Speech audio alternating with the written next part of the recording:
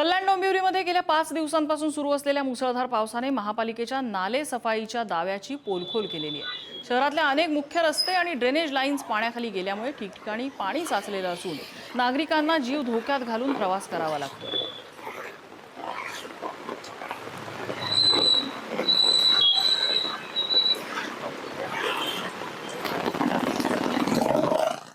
कल्याण डोंबिवली महानगरपालिका अंतर्गत हा मुख्य रस्ता आहे। कल्याण मधून टिटवालाकडे जाणारा, कल्याण मधून हा रस्ता डोंबिवलीकडे जाणारा आहे।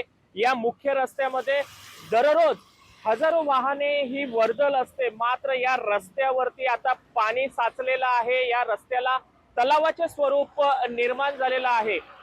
पाहू शकता आपण कशा पद्धतीने या रस्त्यावरती जे पाणी साचलेलं आहे त्या पाण्यातून वाट काढत हा धोकादायक प्रवास हा सुरू आहे आणि या धोकादायक प्रवासामुळे नागरिकांचा जीव देखील धोक्यात आलेला आहे।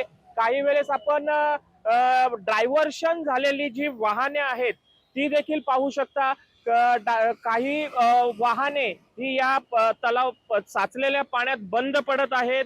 सुरक्षेचा उपाययोजना म्हणून काही वाहने ही डायव्हर्शन झालेली आहेत। त्यामुळे आता खऱ्या अर्थाने महापालिकेकडे एक आव्हान आहे हे पाणी काढण्याचा, कारण गेल्या 5 दिवसापासून सुरू असलेल्या या पावसामुळे वाडेघर चौकात ही पूरमय परिस्थिती निर्माण झालेली आहे।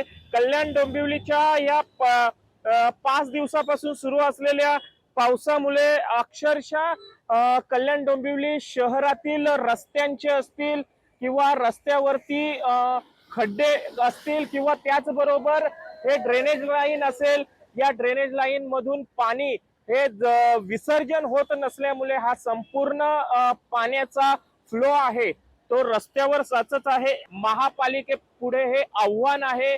ते आव्हान महापालिका कशा पद्धतीने पेलते, त्याचबरोबर हे पाणी गेल्या 5 दिवसापासून या ठिकाणी साचत आहे। या पाणी निचरा कशा पद्धतीने होते हे पाहणं आता महत्त्वाचं ठरणार आहे।